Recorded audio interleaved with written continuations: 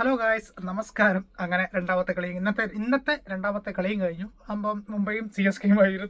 കുഴപ്പമില്ല, കളി വലിയ ഇതൊന്നും ഇല്ല. എന്നിരുന്നാലും കുഴപ്പമില്ല. അങ്ങനെ ഞാൻ കൂടുതൽ ലാഗാക്കുന്നില്ല. CSK ജയിച്ചു, മുംബൈ പൊട്ടി. മുംബൈ വലിയ സ്കോറൊന്നുമല്ല. 155 മുംബൈക്ക് അടിക്കാൻ പറ്റുള്ളൂ. മുംബൈ ചേസ് ചെയ്തു, ജയിച്ചു. 6 വിക്കറ്റ് പോയി, മുംബൈയുടെ 9 വിക്കറ്റ് പോയി. പിന്നെ ഇതിനകത്തൊരു പ്രത്യേകത വെച്ചാൽ ഇന്ന് ഒരു മലയാളി പ്ലെയർ ഉണ്ടായിരുന്നു, വിഘ്നേഷ് പുത്തൂർ എന്ന് പറഞ്ഞത്. ലെഫ്റ്റ് ഹാൻഡ് സ്പിന്നറാണ് അവൻ. നല്ല സൂപ്പർ ആയിരുന്നു. മാച്ചൊക്കെ നല്ലോണം നല്ലൊരു സൂപ്പർ ബോളിംഗ് ആയിരുന്നു അവൻ. വിഘ്നേഷ് 4 ഓവറിൽ 32 റൺ കൊടുത്ത് 3 വിക്കറ്റ് ഇട്ട്. മീൻസ് നല്ല കുഴപ്പമില്ല, നല്ല സൂപ്പർ ആയിരുന്നു. നല്ല ബോൾ നല്ല ട്രെൻഡ് ചെയ്യുന്നുണ്ടായിരുന്നു. നല്ല സൂപ്പർ ആക്കണമായിരുന്നു അവൻ്റെ ബോളിംഗ്. എനിക്ക് ഇഷ്ടപ്പെട്ടു. മലയാളിയാണ്, മലപ്പുറം പെരിന്തൽമണ്ണക്കാരനാണ്. അവൻ്റെ ഒരു ബോളിംഗ് കൊള്ളായിരുന്നു. പിന്നെ വേറെ പ്രത്യേകിച്ച് എന്ന് വെച്ചാൽ ഓക്കെ, ഞാൻ നടന്ന് മൊത്തത്തിൽ പറയാം. മുംബൈ അടിച്ചത് 155-ന് 9 വിക്കറ്റ് പോയി. CSK 158 എടുത്തു, 6 വിക്കറ്റ് പോയി. 19.1 അവന്മാർ ജയിക്കുകയും ചെയ്തു. ശർമ്മ വട്ടപ്പൂജ്യം ഡക്ക് കൂടുതൽ ചെയ്തൊന്നുമില്ല. പിന്നെ സ്കൈ വന്ന് കയറി 26 ബോളി 29, 2 ഫോറും 1 സിക്സും. പിന്നെ തിലക് വർമ്മ 25 ബോളി 25-31, 2 ഫോറും 2 സിക്സും.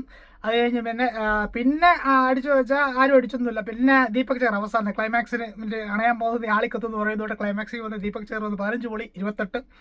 ദീപക് ചേർ 2 ഫോറും 2 സിക്സും. പിന്നെ തുടക്കത്തിൽ റിക്കൾട്ടർ മറ്റേ സൗത്ത് ആഫ്രിക്കയുടെ, അവൻ 7 ബോളി 13. പിന്നെ വിൽ ജാക്സ് തുടക്കത്തിൽ 7 ബോളി 11. പിന്നെ നമൻ എന്ന് പറഞ്ഞൊരു കളിക്കാരൻ 12 ബോളി 17. പിന്നെ Santner, കിവീസിൻ്റെ left hand spinner satyr വന്നിട്ട് 13 ബോളി 11. മുംബൈ എത്ര അടിച്ചുള്ളൂ? മുംബൈ അങ്ങനെ 155-ന് 9 പോയി. ഇനി CSKയുടെ എറിഞ്ഞ് ആരൊക്കെയെന്ന് വെച്ചാൽ ഖലീൽ 29 റൺ കൊടുത്ത് 3 വിക്കറ്റ് ഇട്ട്.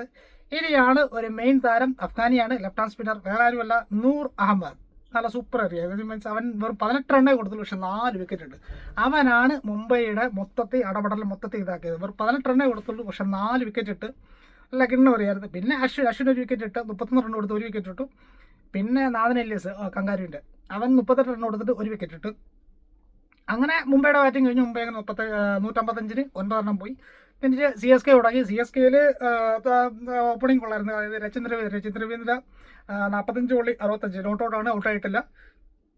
2 ഫോറും 4 സിക്സും. പിന്നെ ഋത്വിരാജ് ഗായിക്കോട് 26 ബോളി 53, 4 ഋത്വിരാജ് ഗായിക്വാഡ് 6 ഫോറും 3 സിക്സും. പിന്നെ ക്ലൈമാക്സിൽ വന്ന് ജഡേജ 18 ബോളി 17. ജഡേജ റൺഔട്ടായപ്പോഴത്തേക്കും ധോനി വന്ന് ആക്ച്വലി നോൺ സ്ട്രൈക്കിലുണ്ടായിരുന്നു. രച്ചിന്ദ്രൻ ഫസ്റ്റ് ബോളിൽ തന്നെ 6 അടിച്ചു, കളി ജയിപ്പിച്ചു. അങ്ങനെ CSK 158-ന് 6. അങ്ങനെ CSK ജയിച്ചു. ഇത് കുഴപ്പമില്ല കളി. മാച്ച് മുംബൈ അല്ലെങ്കിൽ തുടക്കത്തിൽ തോക്കും, അത് ഓക്കെ, അതങ്ങനത്തെ വരും. പിന്നെ ക്ലൈമാക്സ് നമ്പർ കയറി വരുന്നത് ഇപ്പം നേരത്തെ ഉള്ളത്. ആദ്യത്തെ കുറച്ച് മല തോറ്റിട്ട് പിന്നെ അവസാനം ഒരു വിരക്ക്, അതാണ് മുംബൈ. പക്ഷേ കുഴപ്പമില്ല, അങ്ങനെ മുംബൈ തോറ്റു. ചെറിയൊരു വിഷമം ഉണ്ടല്ലോ, കാരണം എനിക്ക് മുംബൈ ഇഷ്ടമാണ്. ആ ഒരു ഇതിൽ എനിക്ക് മുംബൈ വേറെ പ്രത്യേകിച്ചില്ല. അപ്പം ശരി, എന്നാൽ ഇപ്പം ഞാൻ ഇന്നത്തെ കളി കഴിഞ്ഞ് നാളെ കാണാം. അപ്പം ശരി, നമസ്കാരം, ബൈ.